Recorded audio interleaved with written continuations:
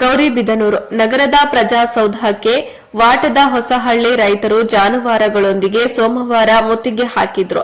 ವಾಟದ ಹೊಸಹಳ್ಳಿ ಕೆರೆ ನೀರನ್ನ ನಗರಕ್ಕೆ ಹರಿಸಲು ವಿರೋಧ ವ್ಯಕ್ತಪಡಿಸಿ 20 ದಿನಗಳಿಂದ ನಡೆಯುತ್ತಿರುವ ರೈತರ ಅನಿರ್ದಿಷ್ಟಾವಧಿ ಮುಷ್ಕರಕ್ಕೆ ಜಿಲ್ಲಾಡಳಿತವಾಗಲಿ ತಾಲೂಕು ಆಡಳಿತವಾಗಲಿ ಶಾಸಕರಾಗಲಿ ಸೌಜನ್ಯಕ್ಕಾದರೂ ರೈತರ ಸಮಸ್ಯೆಯನ್ನ ಬಗೆಹರಿಸಲು ಭೇಟಿ ನೀಡಿಲ್ಲ ಎಂದು ಆರೋಪಿಸಿ ರೈತರು ಜಾನುವಾರುಗಳೊಂದಿಗೆ ನಗರಕ್ಕೆ ಆಗಮಿಸಿ ಪ್ರಜಾಸೌಧದ ಆವರಣ ಪ್ರವೇಶಿಸಲು ಪ್ರಯತ್ನ ನಡೆಸಿದ್ರು.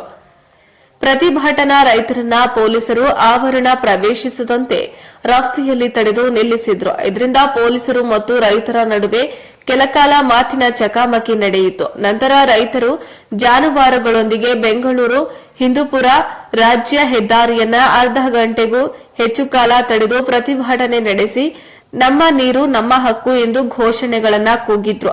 ಪೊಲೀಸರು ಹರಸಾಹಸ ಪಟ್ಟು ಪರಿಸ್ಥಿತಿಯನ್ನ ಹತೋಟಿಗೆ ತಂದ್ರು.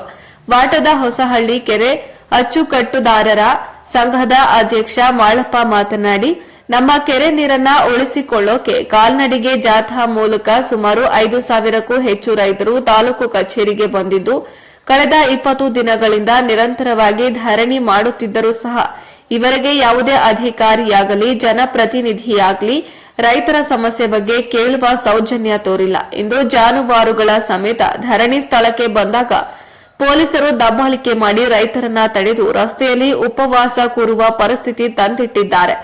ಒಂದು ಅವೈಜ್ಞಾನಿಕ ಕಾಮಗಾರಿಗೆ ಸಾರ್ವಜನಿಕರ 77 ಕೋಟಿ ಹಣವನ್ನ ಸುರಿದಿದ್ದಾರೆ.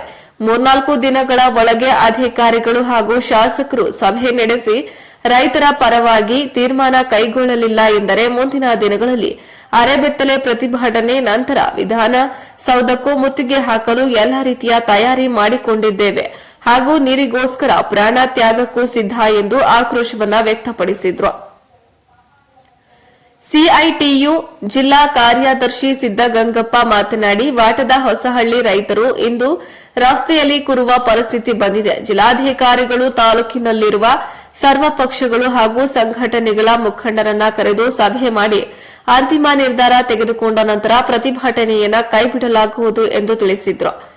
ಇನ್ನು ರೈತ ಮುಖಂಡ ಹರ್ಷವರ್ಧನ್ ರೆಡ್ಡಿ ಮಾತನಾಡಿ, ಇದೊಂದು ಅವೈಜ್ಞಾನಿಕ ಕಾಮಗಾರಿಯಾಗಿದ್ದು ಕೇವಲ ಗುತ್ತಿಗೆದಾರನಿಗೆ ಹಣ ಕೊಡುವ ಯೋಜನೆಯಾಗಿದೆ. ಶಾಸಕರು ಮತ್ತು ಅಧಿಕಾರಿಗಳು ಸಮಸ್ಯೆಯನ್ನ ಬಗೆಹರಿಸದಿದ್ದರೆ ನಮ್ಮ ಹೋರಾಟವನ್ನ ತೀವ್ರ ರೂಪಕ್ಕೆ ತೆಗೆದುಕೊಂಡು ಹೋಗುತ್ತೇವೆ ಎಂದು ತಿಳಿಸಿದ್ರು. ಇನ್ನು ಈ ಒಂದು ಪ್ರತಿಭಟನೆಯಲ್ಲಿ ಎಕೆಆರ್ಎಸ್ ಸಂಘದ ಅಧ್ಯಕ್ಷ ರವಿಚಂದ್ರನ್ ರೆಡ್ಡಿ, ಮಧು ಸೂರ್ಯನಾರಾಯಣ ರೆಡ್ಡಿ, ಕೋಡಿರ್ಲಪ್ಪ ಸೇರಿದಂತೆ ವಾಟದ ಹೊಸಹಳ್ಳಿ ಭಾಗದ ರೈತರು ಪಾಲ್ಗೊಂಡಿದ್ರು.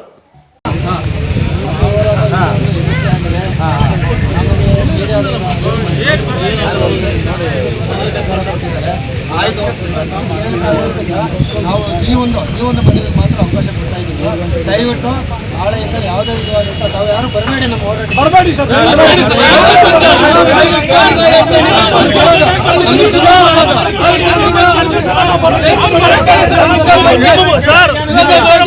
ನಿಮಗೆ ಗೌರವ ಕೊಡ್ತಾ ಇದ್ದೀವಿ, ಗೌರವ ಕೊಡ್ತೀರಾ? 100%